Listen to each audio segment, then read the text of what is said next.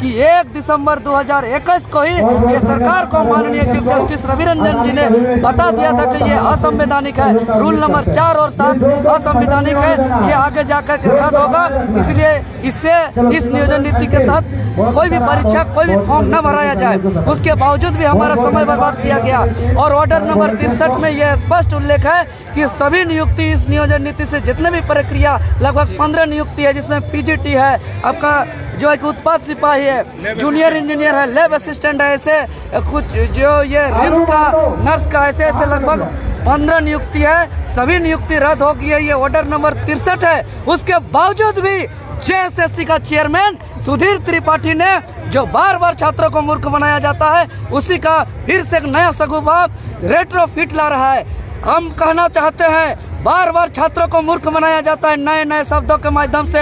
अब रेट्रोफिट के माध्यम से यह सुधीर त्रिपाठी कह रहा है कि हम फिर से जो है कि रेट्रोफिट के तहत जो वंचित छात्र है, बाहरी छात्रों को फॉर्म भरा करके फिर से हम परीक्षा लेकर के आगे करेंगे। क्यों फंसाने का काम कर रहा है सुधीर त्रिपाठी? उस रास्ते पे क्यों चल रहा है जिस रास्ते पे कांटे हैं? उस रास्ते पे क्यों चल रहा है जो आगे जाकर सिर्फ खाई मिलेगा? इसीलिए सुधीर त्रिपाठी जी, ऐसे रास्ते पे चलिए जो स्पष्ट रास्ता हो, जिसका निश्चित एक मंजिल हो, और जो नियोजन नीति को रद्द कर दिया गया है, फ्रेश नियोजन नीति झारखंड हित में बने।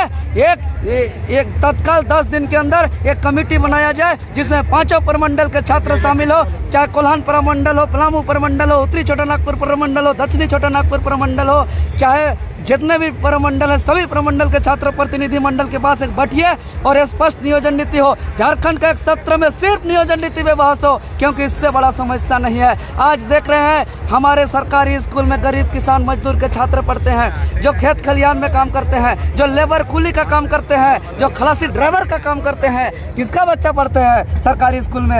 यही से ऐसे लोगों के बच्चे पढ़ते हैं। लेकिन दुर्भाग्य, आज सरकारी स्कूल में शिक्षक नहीं है। क्यों शिक्षक नहीं है? क्योंकि राज्य में 22 साल तक नियोजन नीति नहीं है। आज सरकारी अस्पताल में कौन इलाज कराते हैं? चाहे हम चांडिल की बात करें, चाहे हम ईचागढ़ की बात करें, चाहे कुकड़ू की बात करें, निमडी की बात करें, सोनाहतू की बात करें, बुंडू, सिल्ली, राहे की बात करें, या तमाम राज्य के बड़े बड़े अस्पताल, सदर अस्पताल, रिम्स की बात करें, कौन कौन वहाँ जाते हैं इलाज कराने? कोई टाटा, बिरला, अंबानी और बड़ा बड़ा IAS IPS के बेटा बेटी लोग वहाँ इलाज करने नहीं जाता है। लेकिन उसके बावजूद आज वहाँ डॉक्टर नहीं है। क्यों? क्योंकि राज्य में नियोजन नीति नहीं है। आज देख रहे हैं एक एक जो मामूली सा बात, जो जाति स्थानीय बनाने की बात हो, मामूली से एक जमीन का रसीद कटाने की बात हो ब्लॉक में, एक इंदिरावास लाल कार्ड पीला कार्ड की बात हो, सभी में वसूली किया जाता है। क्यों?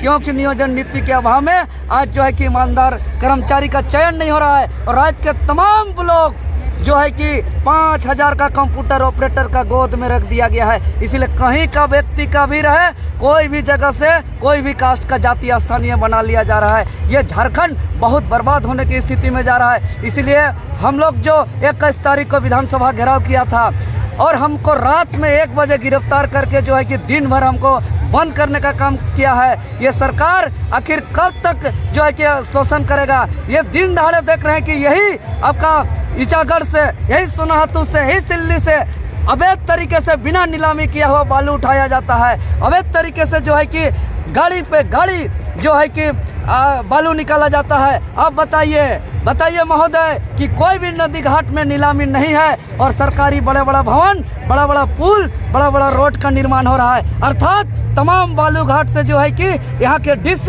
यहाँ के CO, यहाँ के BDO, यहाँ के इंस्पेक्टर, यहाँ के थानेदार के संरक्षण में यहाँ बालू चोरी किया जा रहा है। इस तरह से हम लोग का प्राकृतिक संसाधन को भी लूटा जा रहा है। इसीलिए नियोजन नीति बहुत महत्वपूर्ण नीति है। जब तक झारखंड हित में नियोजन नीति नहीं बनेगा, झारखंड को हम लोग नहीं बचा सकते हैं। इसलिए अब झारखंड के छात्र हम हेमंत सोरेन जी से भी कहते हैं, राज्य के सभी समस्या को छोड़ दीजिए और पक्ष विपक्ष समेत सभी को एक बार एक चर्चा हो, नियोजन नीति पर चर्चा हो। और नियोजन नीति पर चर्चा नहीं होगा तो जिस तरीके से झारखंडी को शोषण, अत्याचार, जुर्म किया जा रहा है, ये मिटाने में इन लोगों को समय नहीं लगेगा। अब देख रहे हैं कि हम जैसे छात्र लोग, संविधान का आर्टिकल 19(1) में स्पष्ट है कि आप पीसफुल प्रोटेस्ट कर सकते हैं, आप अपना हक अधिकार मांग सकते हैं। लेकिन हम एक परमिशन लेकर के एक शांतिपूर्ण तरीके से किसी को भी बिना क्षति पहुंचाए हम अपना हक अधिकार मांगने जाते हैं, तो हमको जो है कि रात में उठा लिया जाता है।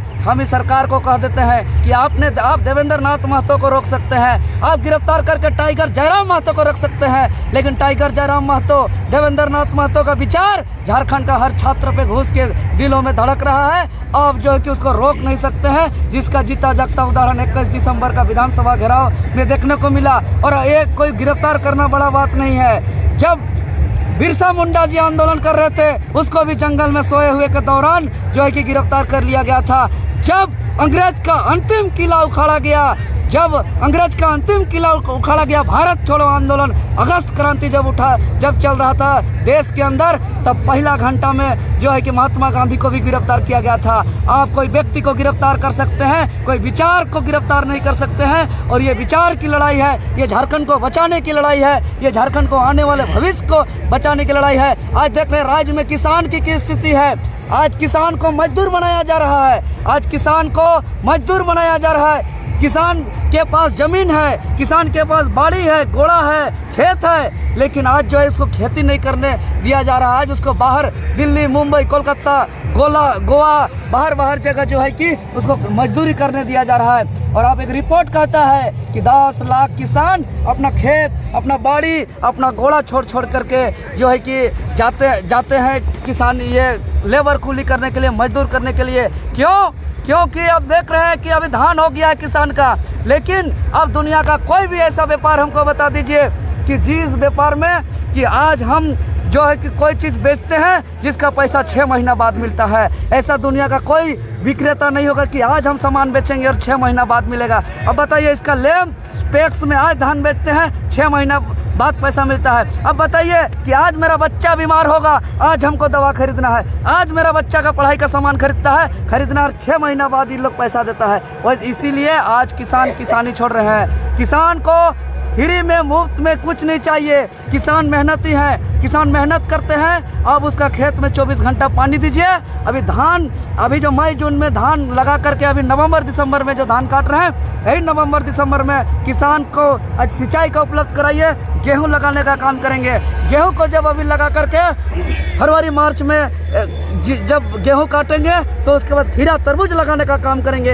एक साल में 3 खेती करने का हिम्मत रखता है किसान। अब किसान का फसल को बर्बाद होने मत दीजिए, भंडारण का सुविधा लगाइए। और आप देख रहे हैं किसान जो आलू उगाता है, 10 रुपया केजी कंपनी खरीदता है और कंपनी एक आलू का 1 चिप्स बनाता है और 10 रुपया पैकेट बनता है। जो धान हमसे 10 रुपया 12 रुपया में जो कंपनी खरीदता है, वो कंपनी चावल को पॉलिश करके जो है कि 50 रुपया केजी बेचता है। किसान क्या पैकेट नहीं बना सकता है? किसान क्या चिप्स नहीं बना सकता है? सब कुछ जब किसान खुद बनाएगा, किसान अब पैकेट भी बनाएगा, किसान अब चिप्स भी बनाएगा, किसान अब चावल पॉलिश भी करेगा। या ना बाबा चावल, ना लेज, ना कुरकुरे कंपनी के हाथों में नहीं देगा किसान। अब प्रशिक्षण दे सरकार, ब्लॉक स्तर पे प्रशिक्षण दे, किसान को तैयार करे।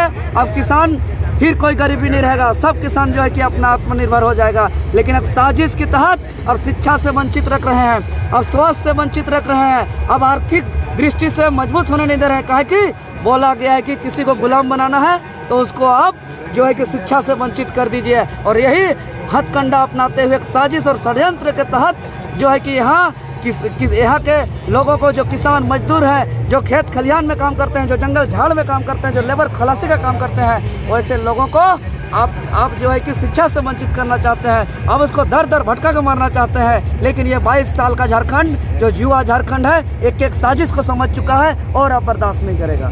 तो दोस्तों, आपने देखा कि क्रांतिकारी हत्यानी देवेंद्र महतो जी की दहाड़। तो देवेंद्र जी, आप नेक्स्ट जो अब नियोजन नीति के खिलाफ आप किस तरह का आंदोलन खड़ा करेंगे जिससे झारखंड के युवा जो शिक्षारत है उनको भविष्य में कुछ फायदा अपना उठा सके? जी बिल्कुल, हम नियोजन नीति का आंदोलन करेंगे 16 दिसंबर 2022 को, जिस दिन माननीय हाईकोर्ट के माध्यम से